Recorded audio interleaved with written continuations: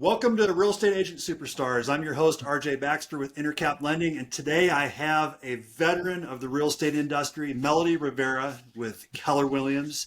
And Melodee has been in the business now 31 years, and we're going to talk about her longevity in the business, how she's stayed productive and kept her business going, some of the ups and downs and the things she's doing. So really excited to have Melodee on the show today. Thank you for doing this. Welcome to the show, Melodee. Yes, thank you, RJ. I really appreciate it. Maybe I can give a little bit of insight to this crazy market. Yeah, it definitely is crazy, that's for sure. Yeah. Uh, So, tell us a little bit about yourself. What's your background and how did you get started in real estate? yeah. So I was went to school at DU and graduated. I'm a Colorado native. And then I decided that I was going to go to chiropractic school out in Illinois. So I went to Chicago. And 10 years later, after, undergrad and then 5 years of chiropractic, I got my doctorate license. Then I came back to Colorado. But in the meantime, I was buying real estate in Chicago. And I had bought my first property there, a little house at $250. I used a FHA program Wow. and bought that property, hacked all the rooms. Didn't know I was doing that at the time, but had people live with me. And then fast forward, I came out to Colorado. I started buying a few more properties, and one of my patients was a realtor. And she Mm. said, Melodee, you should really think about your license, getting a license. And I said, great, yeah, I'll do it. And she said, well, you can't do it part-time. So at that point in time, after 10 years of education, and I'd already been in my practice 4 to 5 years, I decided that really real estate would be a good change for me. And so I decided that I'd go full board. And so it took me about a year to shut down my practice. And then I started in real estate. And that was 31 years ago. And I didn't realize really what was ahead or what the career would bring for me. But it has been amazing in my life. So, Yeah, I yeah. bet. It's amazing how many people have different backgrounds. I don't think anyone grew up saying they want to become a real estate agent one day. Oh, that's a true statement. I've had several clients come into the business, attorneys, Mhm. some in the doctor field, different types of doctors, construction field. So it's very interesting that they were in another field first and then came into real estate. And they're that I've had about 10, and really out of 10, probably two are still in the business. Oh, really? Yeah, That's yeah. funny. Well, it's not easy to stay in this business. I mean, there's downtimes, there's up times, and Yeah, for the sure, trick is right? getting through the downtimes. Oh, for sure. And I think too, I mean, just for everyone out there, when I started in the business, that was people moved 3 to 5 years, really. And Mhm. so I could count on some business coming in, and then I would keep my pipeline full. But now the stats are people move every 9 to 15 years. So people in the Hmm. business now have really got to keep that pipeline full in order to have continuous business. And plus you have to navigate the ups and the downs, right? Mhm. Flat markets, up markets, down markets. We're always navigating something. So yeah, so not that this business isn't that easy. I think people do come into it thinking it is, but it is easy entry, but not easy to build a business and actually treat it like a business. But once you do that, your career can just take you to so many places. You could Mhm. do anything in the real estate, build, sell, commercial, title, everything. So So many aspects. it opens a lot of doors. Totally. So why do you think that cycle has increased since 31 years ago from 3 to 5 years to what did you say, 9 to 15 years? Yeah, 9 to 15. That's a good question, RJ. I think at that time, 3 to 5 years, we had a big baby boomer. Um, Mhm. and we had a lot of people, believe it or not, um, families were being created and families were expanding. And so you had people saying, okay, I'll be here for a little bit and then move in 3 years, move in 5 years, right? And then fast forward. when I've done some data searching, fast forward to 2008 when we had the big debacle, they were saying that the sometime in there we had some birth control come into the system. And so what happened was it really reduced the amount of families that were growing. So people didn't really need to move. And of course, our new build stopped, right? So people held off a little bit. So I think it's a factor of a couple things: markets, how our markets move, and rates. And if we have a down market, people aren't going to move as much. But I really think it came to just growing families. So if you were a family of two and you weren't growing, then you didn't need to move. And I think fast forward, that's kind of how it's it's become. Back Hmm. for me, all those families were growing. And within Yeah. 3 to 5 years, they would need a house to go to. So I think there's a lot of factors to it. But when I study some of the data and the history going back, that's what they claim to say that that had a big effect on our market, even our building market. We built all these properties for growing families, and then they found out that really wasn't happening. So we had a huge Mhm. amount of inventory left in our hands, 2008 plus the financial market. Yeah, way too much fun. Yeah. Yeah. So So how else have things changed since 31 years ago? I mean, it must have been a lot different back then. it was, but it's not. It's it was hard to do business back then, and it's hard to do business now. The In what ways? markets In in what ways so was it hard back then? back then, so Yeah. I bought in 14% interest rates.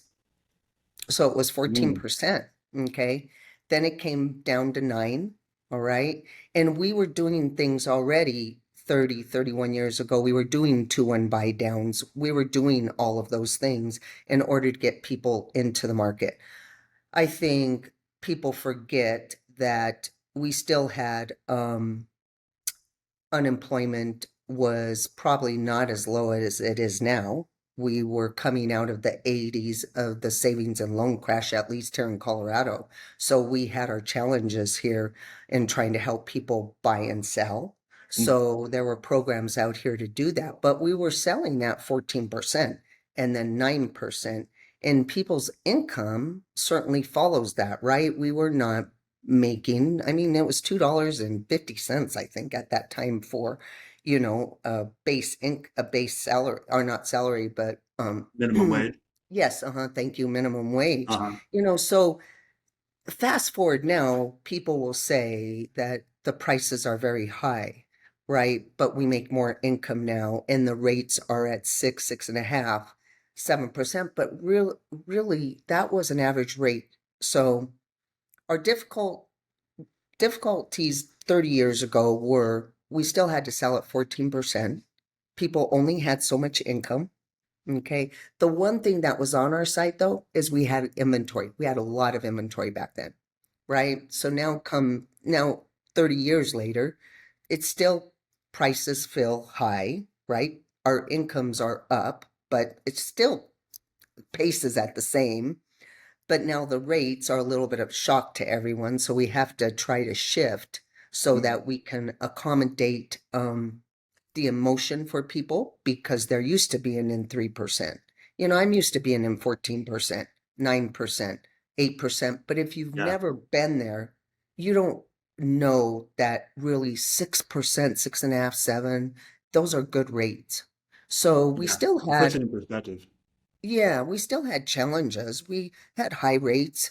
We had inventory to sell, but people only made so much money. Hmm. Um, so we had to do different types of loan programs back then. And I think the challenge was we couldn't do business as quickly. Like now, I mean, we worked off of pagers. I found a payphone to go and call, you know? Yeah. So, and now we can do business very quickly, which is a plus. We can get things done and move on to our next transaction. Back then, it was a lot slower. Yeah. What did it look like? I mean, you probably didn't have CTM or anything like that, I'm guessing. Like, did you have to have Correct. people hand sign things? Yes, we had them hand signed. If I remember correctly, our contracts were 4 pages long. and Okay. we had them hand sign everything, and you delivered everything with earnest money. There was not an option to do MEC plus 2 days or an alternative earnest money deadline. That just didn't exist. So everything had to get delivered from Mm, agent to agent. And we did, we looked for properties out of a book that was about this thick, mhm, and that's how we did it. People met us at our office. That was really nice. I will say that that is one thing I miss is that you met people at the office. It was more personal. mhm. Now I'm meeting them on the fly here at different properties sometimes, not always at the office. It's a mix. Back then we had certain systems that happened and it was easy to put in place because our technology was less back Yeah. then. Yeah. So, you met people at the office, you showed them a book, we set properties, you wrote a contract, 4 pages, they signed it there, we went over it. Now we have all these different options. Yeah. So I think people coming into it now it would make no difference. Right. Because they don't know what they don't know. So Right, right. Well, in coming into this conversation, I didn't know which direction it would go, but I'm finding this really interesting to hear about how it was back then. yes. How long did a typical transaction take back then? Was it longer because of the lack of 40, technology? yeah, 45 to 60 days. Okay, Yeah. so it Yeah. sped up the hmm process with the technology we have today. Oh, for sure. Everything, so, and it's, Yeah. it's good. I mean, a lot of it I like, in technology. It's just the personal part is lost a little bit. Mm. And Yeah, so, I could see that. yeah. And it's in all industries. It just isn't in our industry. Yeah. We're used to getting Yeah. on and getting things answered right away or doing things this way, right? So, yeah. Well, society in general, like I have two high schoolers and I think about all the social media stuff they did. And back when we were kids, you Yes. go over to your friend's house and knock on the Yeah, door. It's like, exactly. you know, I mean, that's what you would do. Yeah, it's just that's too different. funny. It's true though. No. Yeah, that is But so funny. Yeah. so did people back then think prices were high on houses? Has that been Oh, kind of the going theme? Like absolutely. it You seems know, like I ever since know. I've been in the business 20 years, they never say the price is low. I know, never. Yeah. And really, what is our experience, you and I, when have we ever been able to time the market when we have high prices and we get to buy low? You get to sell high and you get to buy low. I haven't had that experience and I've purchased property No, my entire life. Yeah. unless you're lucky. So, You just yeah. unless you luck on it. Yes, right? Right. You just happen to, you Hmm. know, maybe you moved to a different state and you were able to buy, your entry level was lower, but you sold at a very high price because you were in a very demanding state, right? Yeah. That's where I see it work for people. Right. And so you asked me if people complain about the price. Absolutely. And I'll give you an example. I bought a duplex over here in the Highlands neighborhood off of 38th and Lowell. And it was 42,000 for the whole duplex. And I complained the entire way to the closing. I Yeah. complained about it. I was like, this is too high, and da da da da da. So yes, we complained about it still. And my broker at that time, she was like, if you don't buy it, I'm gonna buy it, you know. Mm. And so it really did help me to step back and say, wow, this is really a good transaction in terms of because we did a lot of owner Yeah. carries back then too. So Hmm. that particular seller carried the note for me for I think 10 years, 12 years. Yeah. Wow. So Yeah, it was that's great. We had a lot of different things going on back then, right? Instead of I mean, we did a lot of different owner carries, wraps. Yeah, yeah, 2-1 that's buy downs. I'm Yeah. sure. Yeah, because of the hmm rates, especially. Yeah. Had to Yeah. figure it out. You always figure it out. It's just you have to stay really hungry for the business. And you That's have to right. stay, yeah, you really do.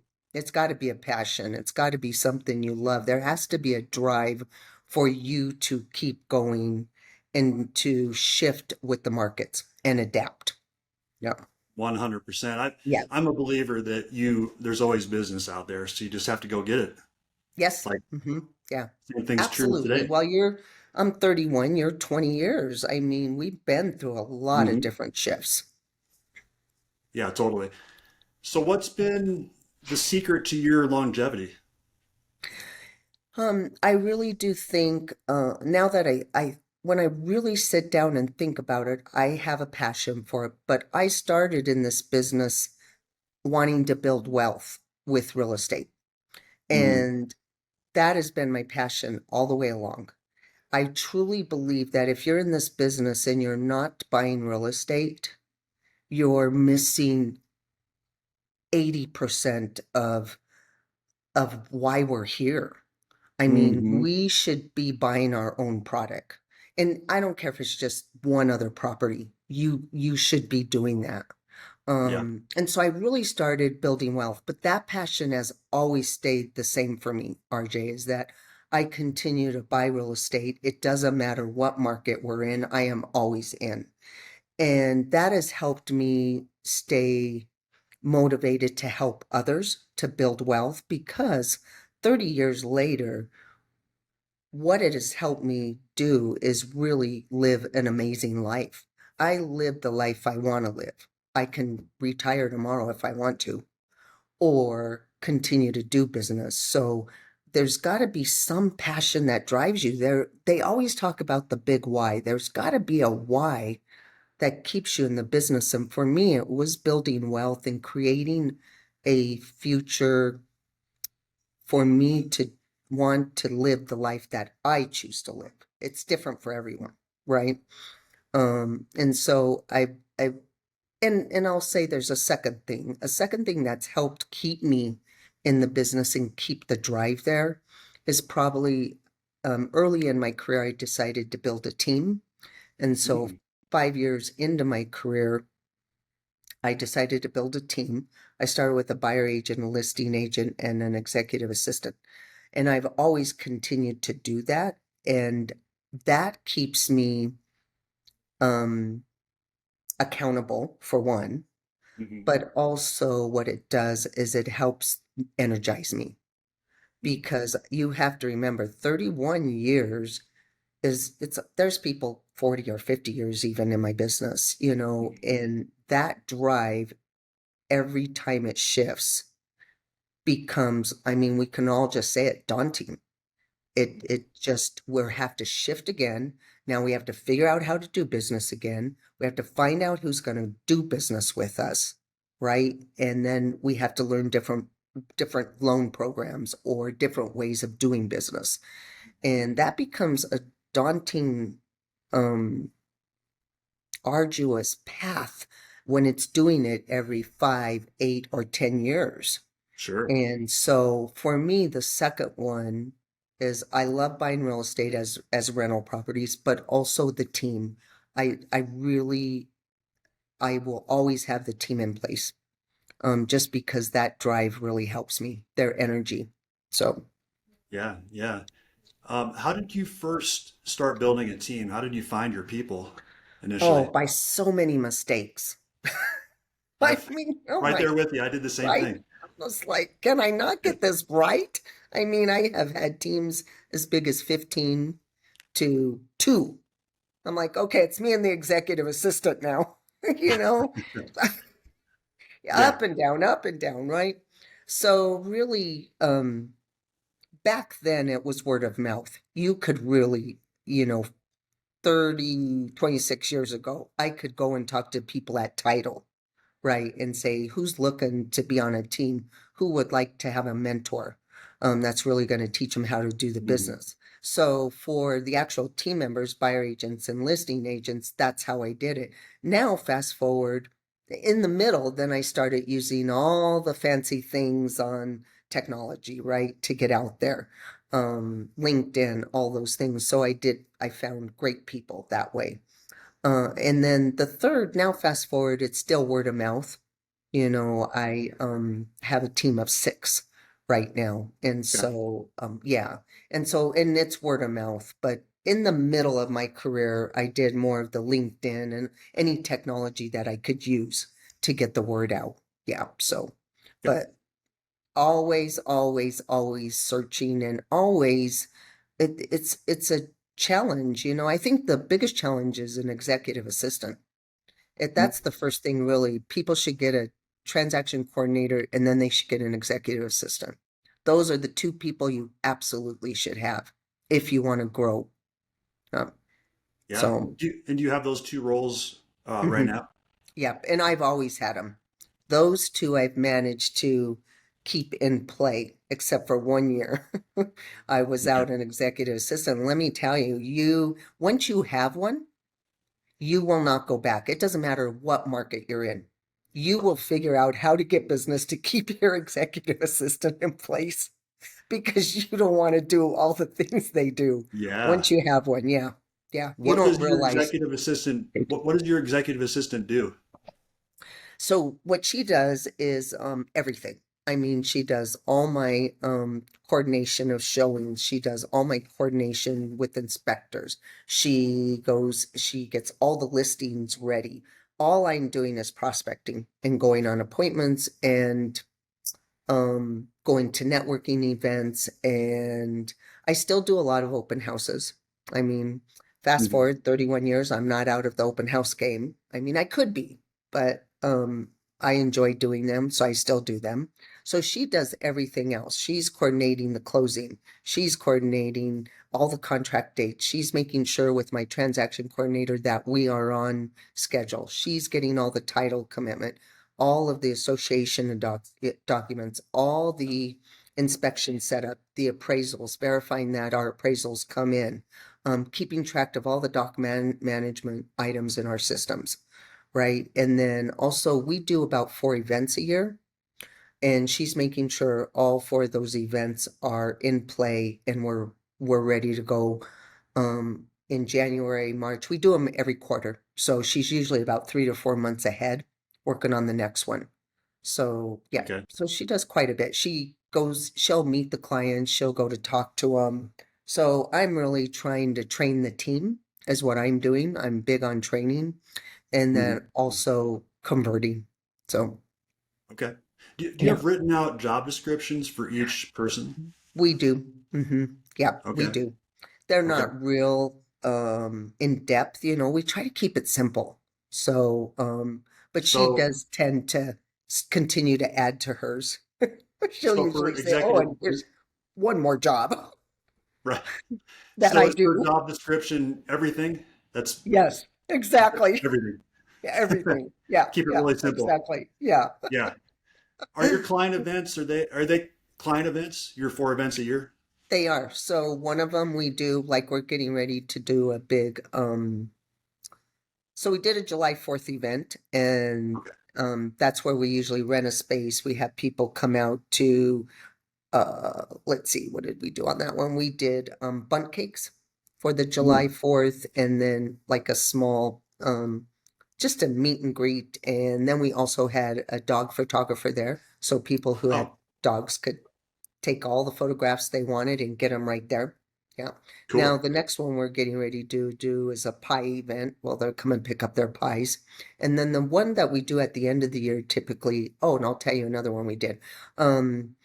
The other one we're doing at the holidays is they'll come and they can pick a holiday cake, a Christmas tree, or a cake, Christmas tree, or a wreath. And we do that in December. But the other one we just finished doing was skydiving. Oh, wow. So we did do a skydiving event and we Hmm. had about 15 people there. Yeah.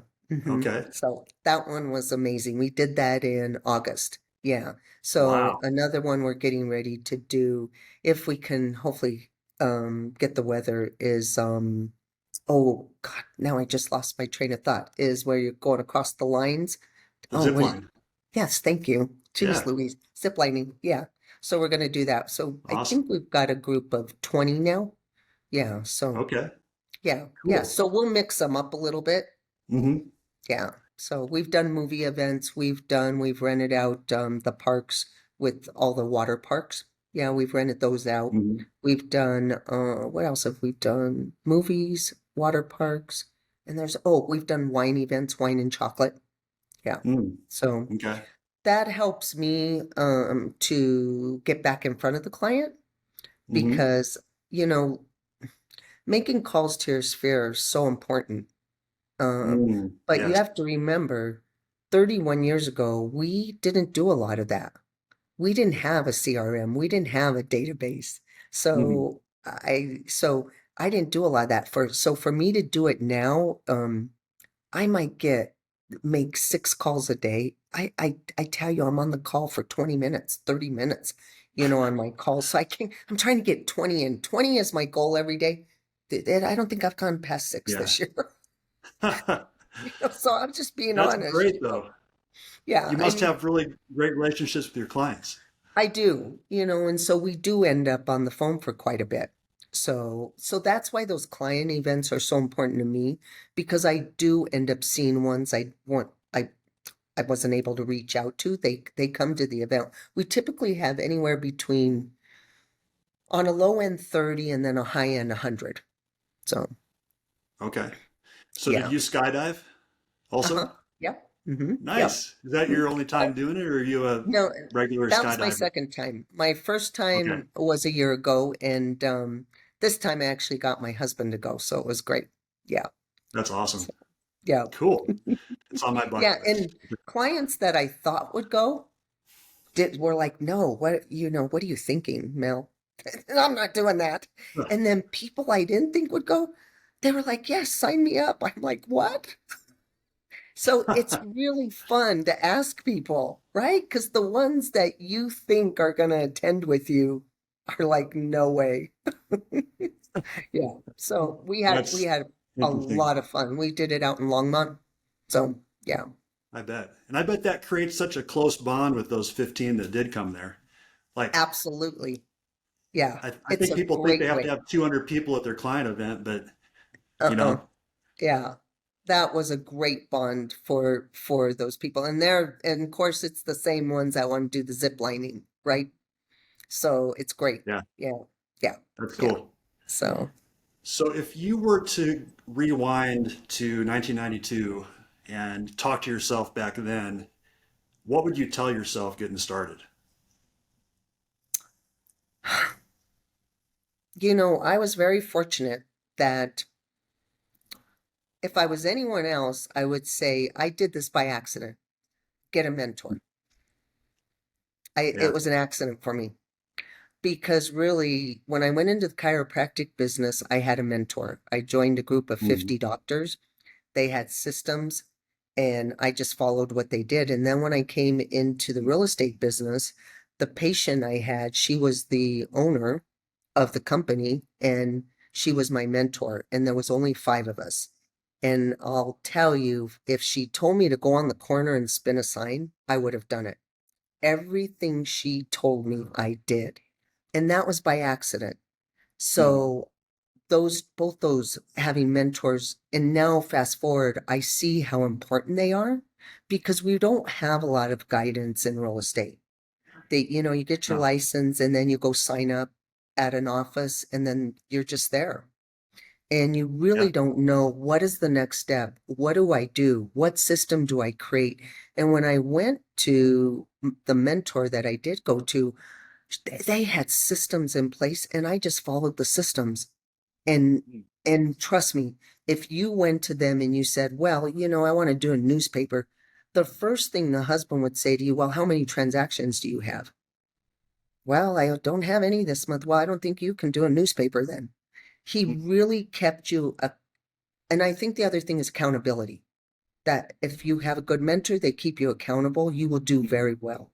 And so if I was to rewind, I th- I think by accident I fell into that, right? So I wouldn't change that. But what I would do is I would hire quicker. I would have got an executive assistant by second or third year because it takes you a few years to figure out what do they do? How do they do it? What do I need them to do? So really that took me 8 to 10 years to get that system down, so I would hire quicker and get my executive assistant, get my transaction coordinator, and start getting used to the idea of having an employee and paying out expenses. Because I think it forces you to set up a business. then you become more business minded. So Makes sense. What yeah. would you say to someone who says, "Well, I just have to do it all because no one else can do it as good as me." Yes, I know. Many people do say that, you know, but what I tend to ask them is what what are your goals? I'll usually say, what are your goals? What are you trying to accomplish this year, 5 years, and 10 years?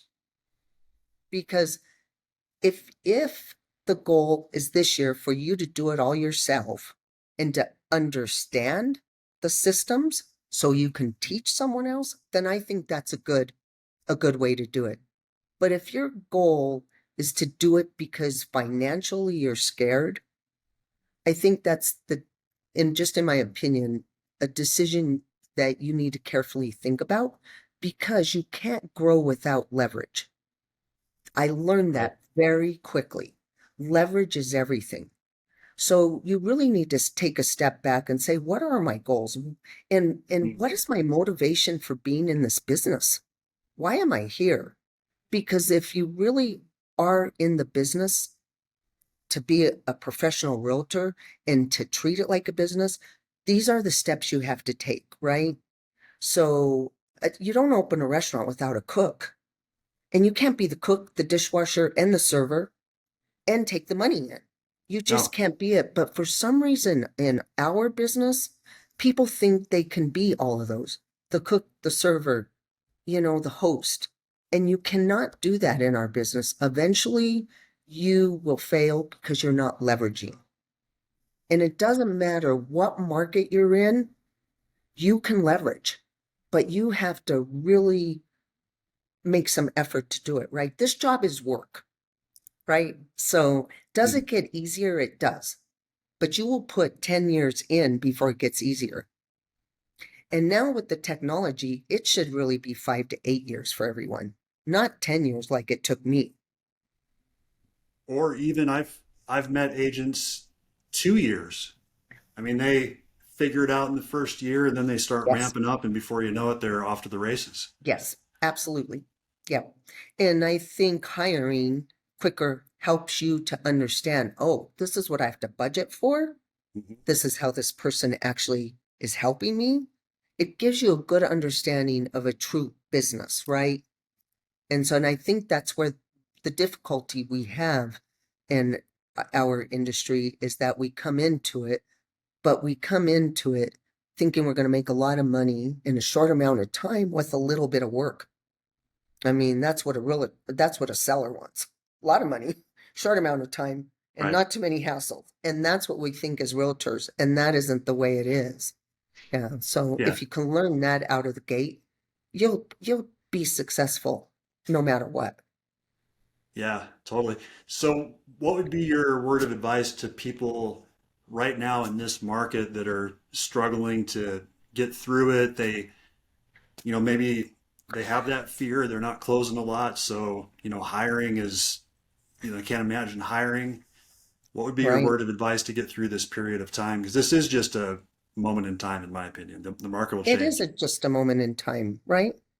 I think that I mean, my advice would be that you get around other people that are doing better than you and you Mm, latch onto them. I love that. And yeah, because I'll tell you, the energy that you get from them and one little thing you could learn could just now take you to 2 deals a month.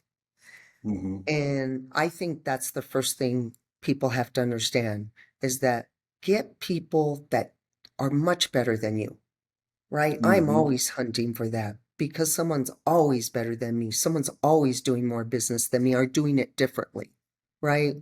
And I think the other thing too is that we have to shift in a lot of different ways. So if you own a property now, it just doesn't have to be about um, thinking to yourself, well, how am I get I'm going to get through this business, but how? You have to have solutions. You can't dwell in the problem. You gotta Yeah. 90% has to go to solutions. Okay. You Mm. can't dwell in the problem. It's too much energy. So you got to think solutions. So if you've got a 2-bedroom house and the other bedroom's empty, rent it out. Start thinking about how money's coming in, right? It just doesn't have to be about the real estate itself, my business, right? It does, but it doesn't. Think of other ways to leverage, right? And that is one way to leverage. If you have to get a night job, get a night job. I had one for 5 years. I Mhm. mean, the one thing it did for me was it kept me accountable on time because I had to get, 8 to 5, I needed to get things done. And and my mentor made sure we were accountable to calls, appointments, and what open house were we doing and what was our next appointment. So I had to make sure to get things done and then go off to my other job. So I think sometimes people don't realize, yes, you're coming into the real estate career, but sometimes you have to, you have to figure out another plan Mhm. while you're trying to do this at the same time. So Yeah. it's doable. It's just you have to think solutions, Yeah. so I yeah. love it. Mm-hmm. Well, you have such a great perspective with your experience, and I just really appreciate you sharing all of this with the people listening. It's been great to have you on the show. I really appreciate it, RJ. I know you're trying to reach out for me for a while. Thank you very much I mean, you were consistent. You didn't stop Well, calling. That's a good, I mean, really, you just kept calling, leaving a nice message, right? And eventually we connected, and that's what people mhm. need. So I Yep. appreciate it. Thank you. Yeah, no problem. Thank you. And if you're listening to this show and you enjoyed this, please share it with your friends. That's how the word gets out. And subscribe, like the show, and leave us a 5-star review if you're so inclined. And I just wanted to thank again Melodee Rivera from Keller Williams. I'm RJ Baxter with Intercap Lending, and you all have a great rest of your day.